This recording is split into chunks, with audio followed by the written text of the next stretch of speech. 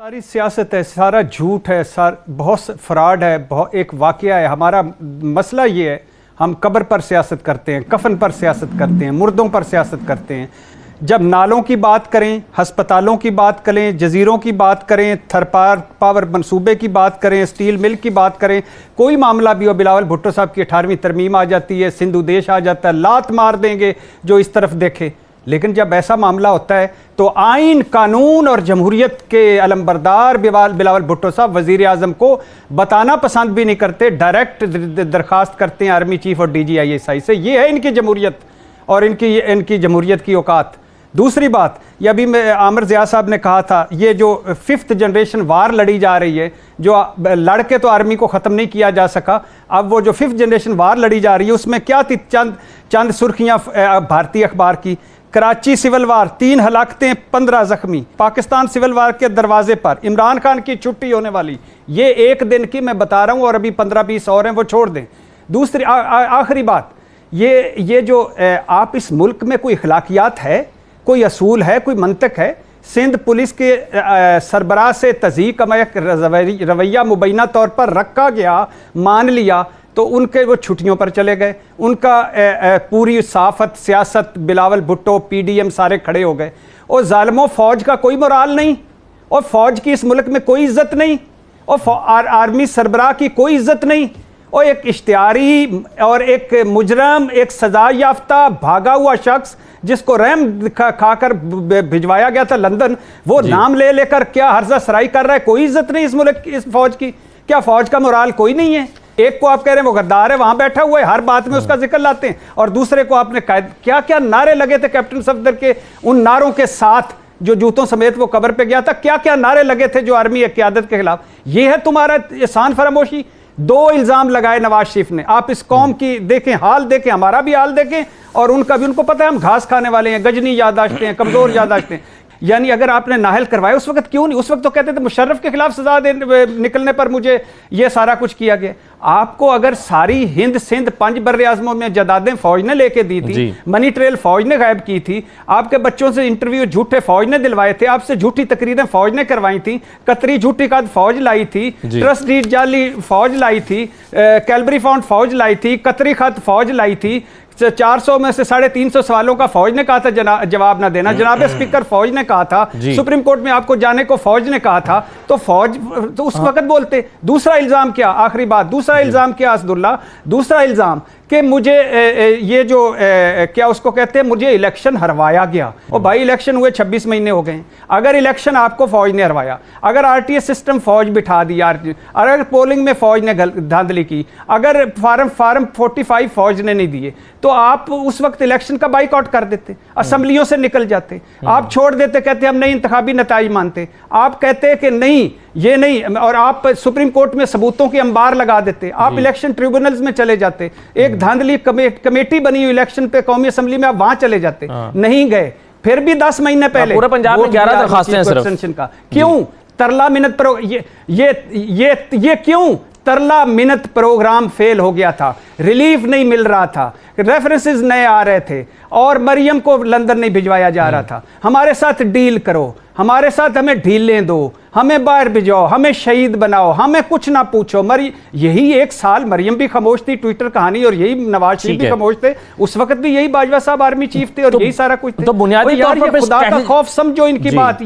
ये मेरे बुनियादी तौर पर स्ट्रेटजी ये है कि अगर आप हमारी बात नहीं मानेंगे तो फिर हम आपके खिलाफ वो स्टेटमेंट्स देंगे जो इंटरनेशनल मीडिया चाहता है कि हम दें, या इंटरनेशनल मीडिया, क्योंकि आप इंडियन जो जर्नलिज्म हो रही है उसका हवाला दे रहे हैं और उनके चैनल का हवाला दे रहे हैं। जिस दिन नवाज शरीफ साहब ने तकरीर की थी उस दिन भी इंडियन चैनल्स में यही हाहाकार मची हुई थी कि जी फौज के खिलाफ जलसा हो रहा है, फौज के खिलाफ तकरीरें हो रही हैं। शाहीन से भाई साहब ये स्ट्रेटजी है। मुझे मैं अक्सर असदुल्ला भाई एक बात कर लूं, अक्सर मुझे मैं कभी भी नहीं कहता, मेरा ये कहना भी नहीं बनता कि नवाज शरीफ मुहिब्बे वतन, जरदारी साहब मुहिब्बे वतन, बेनज़ीर भुट्टो मुहिब्बे वतन, सब मुहिब्बे वतन, मेरे से सब बच्चे हैं। लेकिन मुझे अब लग रहा है कि ये हमारे मुल्क की साजिश नहीं है, इसके पीछे कोई बैनुल अक़वामी कुव्वतें हैं, और वो अपने अपने खेल खेल रही हैं। जिस तरह सफारतकार इस सारे झगड़े में दिलचस्पियां ले रहे हैं और मुख्तलिफ साफियों से पूछ रहे हैं, जिस तरह बाहर के अखबारात प्ले कर रहे हैं, जिस तरह कुछ मुल्कों का रद्द अमल है, जिस तरह नवाज शरीफ जैसा वो जो वक्त पे पत्ते खेलने वाला 35 साल से सियासत में वो सारा कुछ कश्तियां जला रहा है, मुझे इसके पीछे कुछ अच्छा नहीं लगा। शाहीन साहब, ये तो अगर ना भी कहा जाए कि ऑपोजिशन की जमातें या नवाज शरीफ गैर मुल्की एजेंसियों के साथ मिलकर काम कर रहे हैं, मगर ये तो हम नहीं कहते और शायद ऐसा होगा भी नहीं, लेकिन इस बात का तो उन्हें इदराक होगा ना कि हमारे इस बयानियत से इंटरनेशनल फोर्सेस फायदा उठा रही हैं। इस बात का इदराक तो होगा ना, और इससे मुल्क को नुकसान हो रहा है, इस बात का भी इदराक होगा। तो क्या आपके ख्याल में स्ट्रेटेजी चेंज की जा सकती है ऑपोजिशन की जानिब से, पीडीएम की जो आने वाली तहरीक है या बाकी के जो जलसे हैं उसमें? नहीं, मेरा ख्याल है जैसा कि अभी भट्टी साहब कह रहे थे कि वो किश्तियां वगैरह उन्होंने सब अपनी जला दी, और अब वो ऐसे ही कॉन्फ्रंटेशन की लाइन पे निकल गए जिससे वापस आना उनके लिए मुमकिन नहीं है।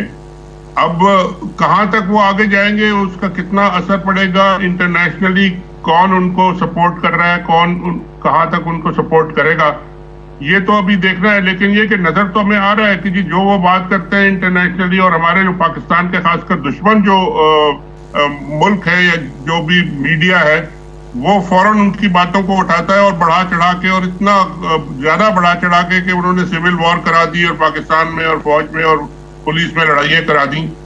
तो ये तो सब हमें नजर आ रहा है, और ये इसका फायदा उनको हो रहा है, और नवाज शरीफ साहब और अपोजिशन जो है वो उनको मिल के उनको फायदा दे रहे हैं। ये वो जानबूझ के ये सब कर रहे हैं, मगर उनका वापस आना मुझे नहीं लगता। और क्योंकि उनके इस जो इन्होंने पिछले दिनों में किया है, जो तकरीरें की है, जलसे किए हैं, जो बयानिए उन्होंने दिया है, उससे पाकिस्तान में आप देखें कि एक उल्टा रिएक्शन हुआ है उसका।